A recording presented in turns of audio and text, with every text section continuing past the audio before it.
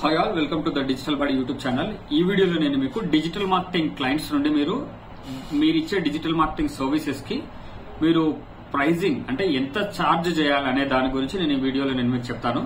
So ముందు actual గా ఈ డిజిటల్ మార్కెటింగ్ కి ఏ సర్వీస్ కి ఎంత ఛార్జ్ చేయాలి అనే ఈ డిస్కషన్స్ గతంలో నేనున్న డిజిటల్ మార్కెటింగ్ ఫోరమ్స్ లో, ఫేస్బుక్ గ్రూప్స్ లో, లింక్డ్ఇన్ లో ఇవి వచ్చాయి.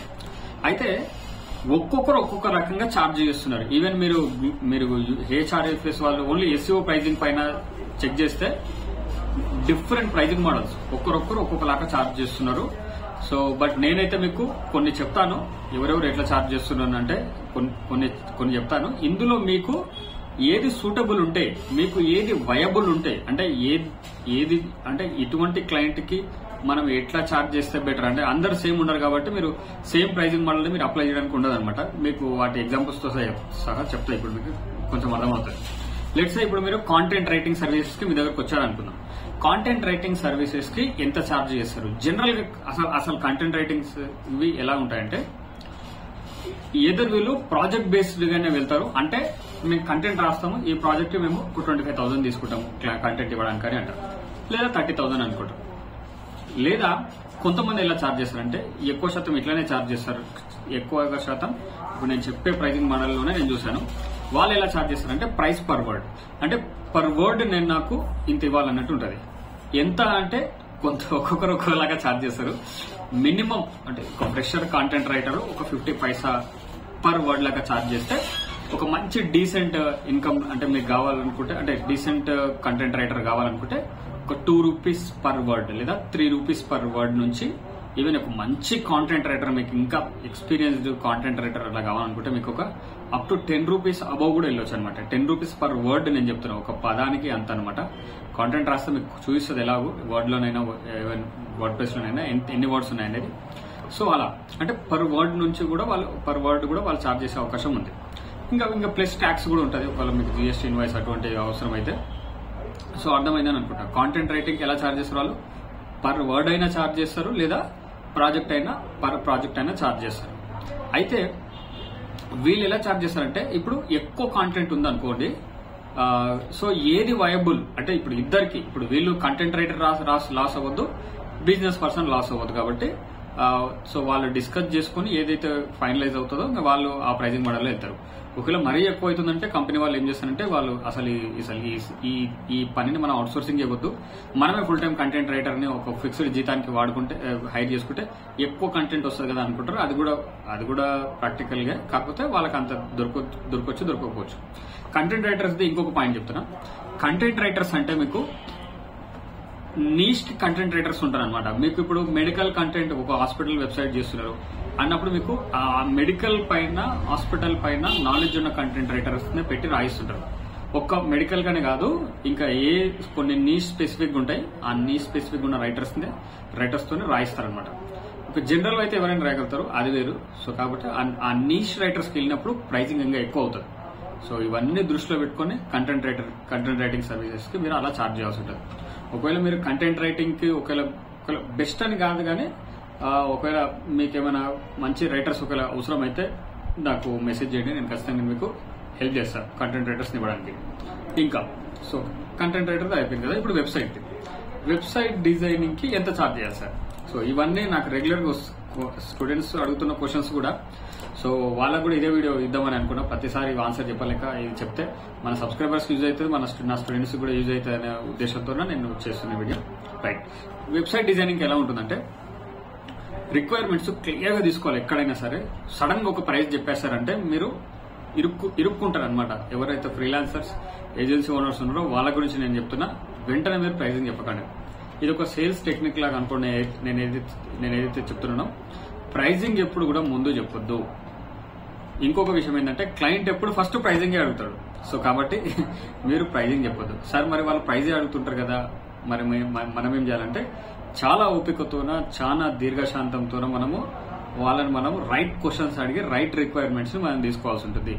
కావాలంటే మీరు కొన్ని ఎగ్జాంపుల్స్ కూడా చెప్పొచ్చు. సార్ ఇప్పుడు ఒక చెఫ్ ని మనం ఒకవేళ హైర్ చేసుకుంటున్నప్పుడు ఎంత అవుతుందంటే ఆయన ఏం అడుగుతాడు, కొన్ని క్వశ్చన్స్, బేసిక్ ఫండమెంటల్ క్వశ్చన్స్ ఏం అడుగుతాడు, ఎంతమందికి వంట చేయాలి, ఎన్ని ఐటమ్స్ చేయాలి, వీటిని బట్టి ఎంతమంది పనులు అవుతారు, ఎంత వరకు ఉంటుంది, ఎంత ఛార్జ్ చేయాలనేది అతను డిసైడ్ చేసుకున్నట్లే వెబ్సైట్ కూడా సేమ్ అదే అనమాట. మనం ఇప్పుడు వెబ్సైట్ డిజైన్ చేయాలంటే వాళ్ళకి ఎటువంటి వెబ్సైట్ కావాలి, కోడింగ్ వెబ్సైట్ కావాలా లేకపోతే వర్డ్ప్రెస్ లో కావాలా, సో ఏ ఫ్రేమ్ వర్క్ అని కానీ ఇవన్నీ డీటెయిల్ గా తీసుకొని ఎన్ని పేజెస్ కావాలి, అందులో ఫంక్షనాలిటీస్ ఏం కావాలి డీటెయిల్ గా తీసుకున్న తర్వాత మీరు ఒకవేళ డెవలపర్ ఉంటే ఓకే, ఆల్రెడీ మీకు డెవలపర్ వాటి ఛార్జెస్ గురించి మీకు తెలుసు అనుకుంటే చెప్పండి, లేకపోతే డెవలపర్తో కనుక్కొని మీకు చెప్పడానికి ట్రై చేయండి.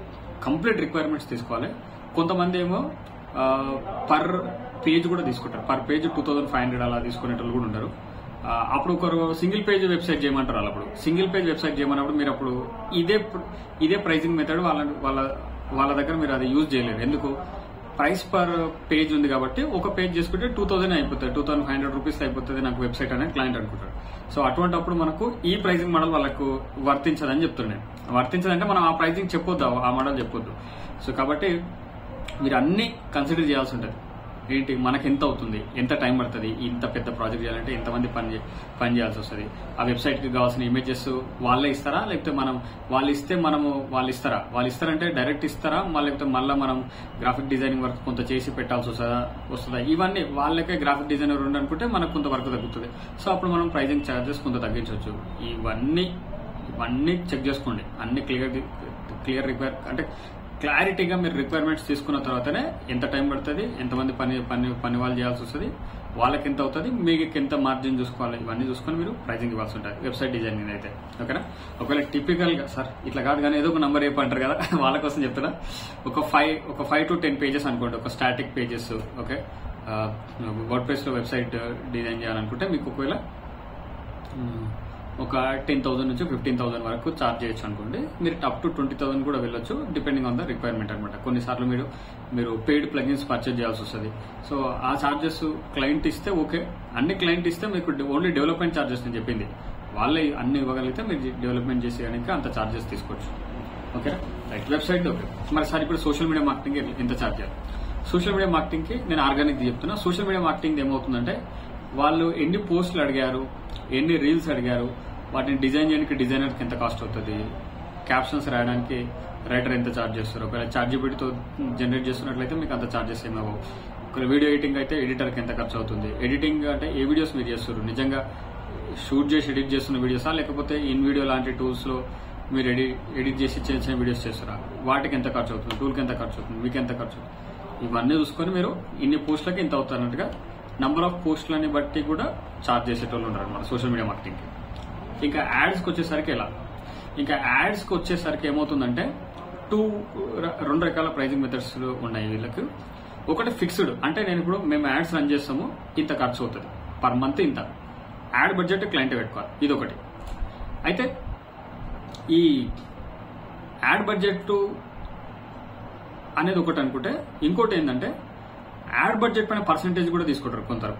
ఎలా, 30%. ఇప్పుడు ₹1,00,000 యాడ్ బడ్జెట్ అనుకుంటే 30,000 మాకు ఇవ్వాలి సర్వీస్ ఛార్జ్ లాగా అన్నట్టుగా కొంతమంది ఆ పర్సెంటేజ్ లాగా తీసుకుంటారు. ఈ పర్సెంటేజ్ ఎక్కడి నుంచి వచ్చిందంటే అదొక పెద్ద చరిత్ర అండి, ఆ తర్వాత చెప్తే ఎప్పుడైనా వీలున్నప్పుడు. సో అది నేను స్టార్టింగ్ నుంచి గమనించింది ఏంటంటే అదొక 15% నుంచి పోయింది. స్టార్టింగ్ లో నేను గమనించింది అయితే యాడ్ బడ్జెట్ లో 15% నుంచి అది 30% దాకా వెళ్ళింది. సో ఇప్పుడు 30%, ఇంకా మధ్యలో ఎంతగానే ఉండొచ్చు. ఇప్పుడు ₹1,00,000 ఉన్నప్పుడు 30% కాబట్టి 30,000 వస్తుంది. క్లయింట్ బడ్జెట్ ఒకవేళ 10,000 అయితే, అది యాడ్ బడ్జెట్ 10,000 అయినప్పుడు నువ్వు 3,000 తీసుకుంటావా 30% లా, అప్పుడు నీకు వైబుల్ కాదు. కాబట్టి నువ్వు అప్పుడు ఫిక్స్డ్ గా ఒక 5,000 ఒక 10,000 ఇంత అవుతుంది అన్నట్టుగా చెప్పుకోవచ్చు. లేదా యాడ్స్ తో పాటు ఇంకేదైనా సర్వీసెస్ ఉంటే వాటన్నిటి చూసి నీకు వైబుల్ అయ్యే నంబర్ నువ్వు చెప్పుకోవడానికి ఛాన్స్ ఉంటుంది. సో ఇది కూడా ఒక మెథడ్. ఓకేనా. ఏదర్ మీరు యాడ్ బడ్జెట్ పైన పర్సెంటేజ్ మీకు వైబుల్ అనుకుంటే దాంతో వెళ్ళండి, లేదా ఫిక్స్డ్ బడ్జెట్ తో కూడా వెళ్ళొచ్చు. ఈవెన్ యాడ్స్ అన్నప్పుడు కూడా మనకి ఏం వర్క్ ఉండదని కొంతమంది అనుకుంటారు. లేదు, యాడ్స్ కూడా మనకు వర్క్ ఉంటుంది. ఆ స్ట్రాటజీ ప్లాన్ చేయడంలో కావచ్చు, లేకపోతే ల్యాండింగ్ పేజెస్ తయారు చేసే విషయంలో కావచ్చు, యాడ్ క్రియేటివ్స్, యాడ్ కి సంబంధించిన పోస్టర్స్ వర్క్ కావచ్చు, లేకపోతే యాడ్ కి సంబంధించిన వీడియోస్ కావచ్చు, డిఫరెంట్ వేరియేషన్స్ తో రన్ చేస్తుంటాం. కాబట్టి ఇవన్నీ కానీ ఒక మంచి క్యాంపెయిన్ ప్రాపర్ గా రన్ చేయాలంటే పట్టే టైం ఎంతో తెలుసా, ఒక అడ్వర్టైజర్ కి 4 hours టైం పడుతుంది. ఇవన్నీ రెడీ ఉన్న తర్వాత నేను చెప్పేది ల్యాండింగ్ పేజ్ క్రియేటివ్స్ అన్ని రెడీ ఉన్న తర్వాత వీళ్ళు రీసెర్చ్ చేసుకుని రన్ చేయడానికి పట్టే టైం అంతా, అంటే అదేం అంత సింపుల్ కాదనమాట. మల్టిపుల్ వేరియేషన్స్ వర్క్ చేసేటప్పుడు అలా that is how it works. అంటే అంత వర్క్ ఉంటుంది కాబట్టి అంత వాళ్ళు ఛార్జ్ కూడా వేస్తారు. దే డిజర్వ్ అనమాట. వాళ్ళు ఇంకా రిజల్ట్స్ లో కూడా తీసుకురాగలుగుతారు కాబట్టి. సో యాడ్స్ విషయానికి వచ్చేసరికి ఇంకా ఏ యాడ్స్ అయినా అటువంటిది అనుకోవచ్చు. ఇంకా ఏదైనా అనుకుంటే ఇన్ఫ్లుయెన్సర్ మార్కెటింగ్ చెప్తాం. ఇన్ఫ్లుయెన్సర్ మార్కెటింగ్ చేసే వాళ్ళు కూడా కొంతమంది ఉంటారు. నా స్టూడెంట్స్ లో కూడా ఒక ఆమె చేస్తుంది. తన పేరు స్వాతి. ఒకవేళ మీకు ఏమైనా రిక్వైర్మెంట్ ఉన్నా నాకు కాల్ చేయొచ్చు, నేను మీకు చెప్తాను. నేను ఇన్ఫ్లుయెన్సర్ మార్కెటింగ్ ఎలా ఛార్జ్ చేస్తున్నారంటే వీళ్ళు 10% ఆన్ ఇన్ఫ్లుయెన్సర్. ఇప్పుడు ఇన్ఫ్లుయెన్సర్ ఒక ₹1,00,000 ఛార్జ్ చేస్తుందంటే ఆ ₹1,00,000 ఇన్ఫ్లుయెన్సర్ పోతే ఆ ₹1,00,000 పైన 10% అంటే 10,000. ఆ 10,000 ఇన్ఫ్లుయెన్సర్ మార్కెటర్ తీసుకుంటారు అనమాట. ఇన్ఫ్లుయెన్సర్ మార్కెటర్ కావచ్చు, ఇన్ఫ్లుయెన్సర్ మార్కెటింగ్ చేసే ఏజెన్సీ కూడా కావచ్చు. ఇది ఇండివిజువల్ చేస్తేనేమో ఇన్ఫ్లుయెన్సర్ మార్కెటర్ అనుకుంటే, ఇన్ఫ్లుయెన్సర్ మార్కెటింగ్ చేసే పర్సన్ ఫ్రీలాన్సర్ అనుకుంటే ఏజెన్సీ చేసే ఏజెన్సీ అనుకోవచ్చు.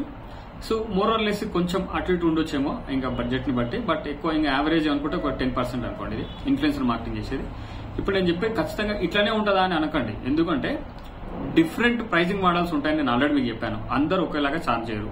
ఇప్పుడు మీకు తెలిసిన వాళ్ళు వచ్చారు అనుకోండి, 20,000 చేసే వరకు నువ్వు 30,000 కూడా చెప్పుకోవచ్చు, 20,000 కూడా చెప్పుకోవచ్చు, 5,000 కూడా వేసేయచ్చు మీకు అంత రిలేషన్ కనుక ఉందనుకుంటే. సో ప్రతి ఒక్కరి దగ్గర మీరు అట్లా డిమాండ్ చేయలేరు. బట్ ఇది నేను మన క్లయింట్స్ కి ఒక మనం ఛార్జ్ చేసే మోడల్ గురించి నేను చెప్తున్నాను. ఇంకా SEO charges. Sir SEO charges ఎట్లా చేయాలి? SEO charges, SEO pricing models కూడా డిఫరెంట్ ఉన్నాయి. ఇది నన్ను అడిగితే డీటెయిల్డ్ క్లయింట్ రిక్వైర్మెంట్స్ తీసుకొని దాన్ని బట్టి మనకి ఎంతమంది పని చేయాల్సి వస్తుంది, దీనికి వర్క్కి ఎంత టైం పడుతుంది మనకి కదా, ఎంత వర్క్ ఉంది, సో వాళ్ళకి ఎంత అవుతుంది, ఇవన్నీ క్యాలిక్యులేట్ చేసి రిక్వైర్మెంట్ క్లియర్గా తీసుకున్నట్లయితే మీకు ప్రైజింగ్ ఇవ్వడం అనేది చాలా ఈజీ అవుతుంది ఏ వర్క్ అయినా సరే. ఇంకా ఈ వీడియో నుంచి మీరు నేర్చుకోవాల్సింది అదే అనమాట. సో ఫస్ట్ ప్రైజింగ్ చెప్పకండి. సార్ వాళ్ళు 8,000 చేస్తారా, అయితే నేను 6,000 చేస్తాను సార్. వాళ్ళు 5,000 చేస్తారా, నేను 3,000 చేస్తాను సార్. ఈ మాటలు మాట్లాడకండి, ఓకేనా?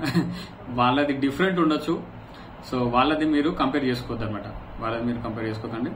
సో ప్రైజింగ్ మోడల్స్ మీరు కూడా చెక్ చేయొచ్చు ఇంటర్నెట్ లో, డిఫరెంట్ ప్రైజింగ్ మోడల్స్ అనమాట. కానీ ఏ ప్రైజింగ్ మోడల్ వెళ్తున్నా సరే మీకు అది వయబుల్ ఉండాలి, మీకు అది ప్రాఫిట్ ని తీసుకురావాలి, అంతే తప్ప మీరు లాస్ లో చేయొద్దు, అండర్ ఛార్జ్ చేయొద్దు. మీరు ఏదో మొత్తం రాత్రి పగలు కష్టపడి మీరు అండర్ ఛార్జ్ చేయడం వల్ల పెద్ద యూజ్ లేదు. ఇనిషియల్ గా ఫ్రీలాన్సర్స్ ఎక్కువ శాతం మోసపోయేది ఇక్కడే. మోసపోయిందంటే వీళ్ళకి మోసం అని తెలియదు, మొత్తం ప్రాజెక్ట్ అయిపోయినాక అర్థమవుతుంది దీనివల్ల నాకు లాభం లేదని. దట్స్ ఓకే, అది బిగినర్స్ మిస్టేక్ అనుకుంటే. బట్ గోయింగ్ ఫార్వర్డ్ కూడా మనం ఒకసారి ఎక్స్పీరియన్స్ అయ్యాక కూడా అలాగే ఛార్జ్ చేస్తే మట్టుకు అది కంప్లీట్ గా మీ మిస్టేక్ అవుతుంది. అలా కాకుండా చూసుకోగలిగారు కదా. Hope you understood. ఈ వీడియోతో అసలు మనం ఒక్కొక్క వర్క్ కి ఒక్కొక్కలాగా ఛార్జ్ చేస్తారు కదా, మీకు అర్థమైందని అనుకుంటున్నా. బట్ మీకు అది వైబుల్ దేనిది ఛార్జ్ చేస్తున్నా సరే క్లయింట్ నుంచి క్లియర్ రిక్వైర్మెంట్స్ ముందు తీసుకోండి. రైట్ క్వశ్చన్స్ ని మీరు అడగాలి. వెబ్సైట్ అడిగితే ఎటువంటి వెబ్సైట్ కావాలి సార్, మీరు ఏమైనా శాంపుల్ వెబ్సైట్ ఉందా, అన్నిసార్లు క్లయింట్కి నాలెడ్జ్ ఉండకపోవచ్చు. సరే సార్ మీ కాంపిటీటర్ వెబ్సైట్స్ ఏమైనా ఉంటే పంపండి, మేము చూసి చెప్తామని. కానీ అలా తీసుకొని క్లియర్ గా రిక్వైర్మెంట్స్ తీసుకొని రైట్ క్వశ్చన్స్ అడిగి రిక్వైర్మెంట్స్ ని రాబట్టుకొని దాని తర్వాత మీరు ప్రైజింగ్ చెప్పాల్సి ఉంటుంది అనమాట. Hope you understood. ఏ ప్రైజింగ్ మోడల్కి వెళ్తున్నా సరే అది మీకు వయబుల్ ఉండాలి, మీకు ప్రాఫిటబుల్ గా ఉండగలగాలి, మీరు అండర్ చార్జ్ చేయొద్దు, మీరు లాస్ అవ్వద్దు అనమాట. సో అలాగే వెళ్ళడానికి ట్రై చేయండి. ఇంకేమైనా క్వశ్చన్స్ ఉన్నట్టయితే మీరు కామెంట్ సెక్షన్ లో అడగండి, నేను ఆన్సర్ ఇవ్వడానికి ట్రై చేస్తాను. Thank you so much for watching this video.